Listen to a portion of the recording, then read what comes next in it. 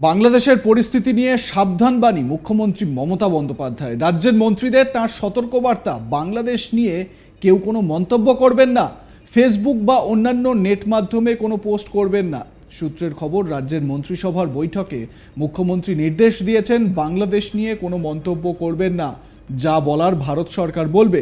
উস্কানিমূলক মন্তব্য না করার বার্তা দিয়েছেন মুখ্যমন্ত্রী মমতা বন্দ্যোপাধ্যায়। সাংবাদিকদের তিনি বলেন, এমন কোনো পোস্ট করবেন না যাতে এই রাজ্যে সাম্প্রদায়িক সম্প্রীতি নষ্ট হয়, এমন কোনো মন্তব্য করবেন না যাতে হিংসা বা প্ররোচনা তৈরি হতে পারে। বাংলাদেশের এই ঘটনায় আমরা সকলে উদ্বিগ্ন। এমন কিছু লিখবেন না যাতে শান্তি বিঘ্নিত হতে পারে। বিজেপি নেতারা এমন কিছু পোস্ট করতে পারেন যা প্ররোচনা দিতে পারে। বাংলাদেশ নিয়ে ভারত সরকারই সিদ্ধান্ত নেবে বলে স্পষ্ট করে দিয়েছেন মমতা। মুখ্যমন্ত্রী এ বিষয়ে কি বলেছেন শোনাই তার বক্তব্য।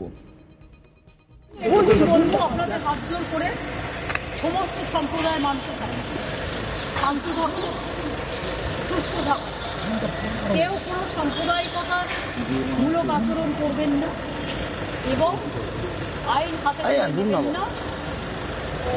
যারা বিপদে পড়বে আমাদের ভাই বোনেরা, কারণ এখন অনেকে আছে, আমরা যে গভর্নমেন্ট অফ ইন্ডিয়া এবং গভর্নমেন্ট অফ বাংলাদেশ সেটা দেখে রাখি। গভর্নমেন্ট অফ ইন্ডিয়া যেভাবে বলবে আমরা সেভাবেই করব। আর আমি সমস্ত পলিটিক্যাল পার্টি লিডারদের অনুরোধ করছি এবং বিশেষ করে সমস্ত জগতের সবাইকে, দয়া করে এমন কিছু পোস্ট করবেন না যাতে কোনো সাম্প্রদায়িক সম্প্রীতি এখানে নষ্ট হয়। এবং সব দলের নেতারাই তাদের বলবো, এটা দেশের ওপর ছেড়ে দিন, দেশে আমাদের সরকার আছে, তাদের উপর ছেড়ে দিন। আপনারা নিজেরা এমন কোনো কমেন্ট করবেন না যাতে কোনো হিংসা বা প্ররোচনা সৃষ্টি হতে পারে। সকলেই আমাদের ভাই বোন, এটা মনে রাখবেন, বাংলাদেশের যে ঘটনা, সেই ঘটনাতে আমরা সবাই উদ্বিগ্ন, কিন্তু সেটা নিয়ে পোস্ট করতে গিয়ে এমন কিছু লিখবেন না বা বলবেন না যাতে বাংলার কোনো শান্তি নষ্ট হতে পারে বা ভারতের শান্তি নষ্ট হতে পারে। এটা আমি সবাইকে বলবো, ইনক্লুডিং দ্য বিজেপি লিডার, কারণ তারা অলরেডি কিছু পোস্ট করছে যে পোস্টগুলো করা উচিত না বলে আমি আমাদের নেতাদেরও বলবো কেউ কোনো পোস্টই লাগবে। সুতরাং আমি আপনাদেরও বলবো এবং সমাজ জগৎকেও বলবো, শান্তি রক্ষার স্বার্থে আসুন। ইন্ডিয়া একটা কান্ট্রি, বাংলাদেশও একটা কান্ট্রি, কিন্তু পাশের যদি রাজ্যে কিছু হয়, আমার প্রতিবেশীর কিছু হয়, তার একটা প্রভাব পাশের রাজ্যে পড়ে। সেক্ষেত্রে শান্ত থেকে আমাদের পরিস্থিতিটা দেখে রাখতে হবে, সব সন্তানরা যেন ভালো থাকে। এদিকে বাংলাদেশে হাসিনা সরকারের পতন ঘটেছে, সে দেশে গঠিত হতে চলেছে অন্তর্বর্তী সরকার। ইস্তফা দিয়ে দেশ ছেড়েছেন শেখ হাসিনা। শেখ হাসিনা দেশ ছাড়ার পর সেনাপ্রধান জেনারেল ওয়াকারুজ্জামান জাতির উদ্দেশ্যে ভাষণে জানিয়ে দেন শেখ হাসিনা পদত্যাগ করেছেন। জামানের বার্তা, রাজনৈতিক ক্রান্তিকাল চলছে, অন্তর্বর্তী সরকার গঠন করা হবে, সব হত্যার বিচার হবে, সেনাবাহিনীর ওপর আস্থা রাখুন, দেশে শান্তি শৃঙ্খলা বজায় রাখুন, আপনারা আমার উপর আস্থা রাখুন, দয়া করে সাহায্য করুন, মারামারি সংঘাত করে আর কিছু পাবো না, সংঘাত থেকে বিরত থাকুন। ওয়াকারুজ্জামান সাংবাদিক বৈঠক করে কি আহ্বান জানাচ্ছেন দেশবাসীকে, শুনুন। আমি সমস্ত রাজনৈতিক দলের নেতৃবৃন্দকে এখানে আমন্ত্রণ করেছিলাম, ওনারা এখানে এসেছেন, আমরা একটা সুন্দর আলোচনা করেছি। সেখানে আমরা সিদ্ধান্ত নিয়েছি যে একটা ইন্টারিম গভর্নমেন্ট আমরা ফর্ম করব এবং ইন্টারিম গভর্নমেন্টের মাধ্যমে এদেশের সমস্ত কার্যকলাপ চলবে।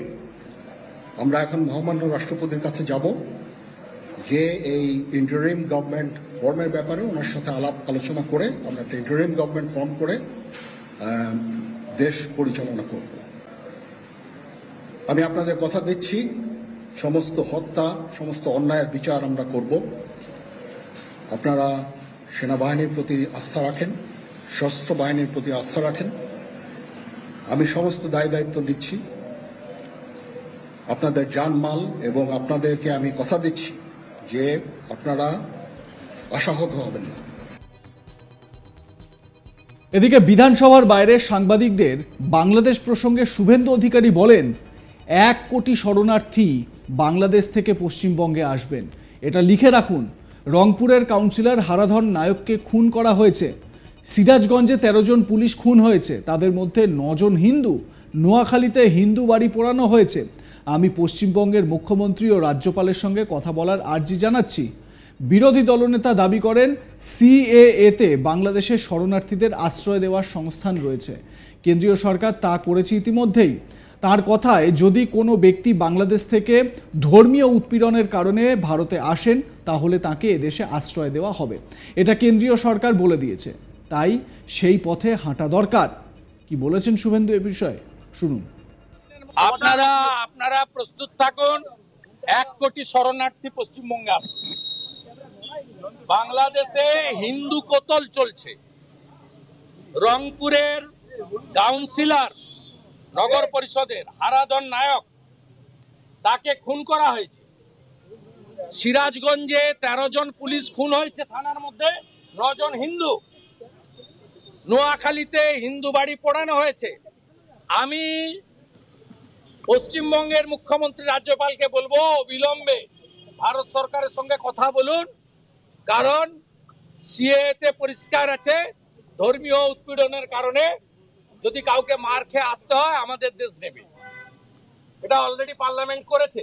আমি আপনাকে বলছি, এই পরিস্থিতি যদি 3 দিনের মধ্যে কন্ট্রোল না হয়, জামাতের হাতে, মৌলবাদীদের হাতে বাংলাদেশ যাচ্ছে। 1 কোটির বেশি হিন্দু শরণার্থীকে নেওয়ার জন্য সবাই মানসিক প্রস্তুতি নেন। আমি তো প্রস্তুতি নিয়ে নিয়েছি। কেন্দ্রকে জানাচ্ছে না, এটা এক্সটার্নাল অ্যাফেয়ার্স ম্যাটার। এটা রাজ্য সরকারকে, রাজ্যপালকে জানাতে হবে। আমি দরকার হলে লিখবো, জয়শঙ্করজিকে ডাইরেক্ট করতে পারি না। তো আমি পশ্চিমবাংলার হিন্দুদেরকে অনুরোধ করব, যার যেখানে জায়গা জমি যা আছে, আমাদের হিন্দু ভাইদের শরণার্থী হিসেবে রাখার জন্য আবার মানসিক প্রস্তুতি নেন। 48-71 ওরা তো আসবে না, ওদের সরকার হয়ে যাবে। জামাতের কন্ট্রোলে চলে গেলে তো ওদের হাতে চলে যাবে। 7% হিন্দু আছে, তাদের পলায়ন। আমাদেরকে নিতে হবে হিন্দু ভাইদের। সিএতে অলরেডি সরকার করে দিয়েছে। মানসিক প্রস্তুতি রাখুন, 1 কোটি শরণার্থী আসবে ভারত পশ্চিমবঙ্গে। বিরোধী দলনেতা শুভেন্দু অধিকারী বলছেন, 1 কোটি হিন্দু শরণার্থী ভারতে আসছেন, মানসিকভাবে আপনারা প্রস্তুত থাকুন, এমনটাই দাবি করছেন শুভেন্দু অধিকারী। এদিকে মুখ্যমন্ত্রী মমতা বন্দ্যোপাধ্যায় তিনি সংবাদ মাধ্যমের কাছে আর্জি জানিয়েছেন, এ বিষয়ে কোনো রকম কথা বলা থেকে বিরত থাকুন। দেখতে থাকুন আজ তাক বাংলা, সাবস্ক্রাইব করুন চ্যানেলটি।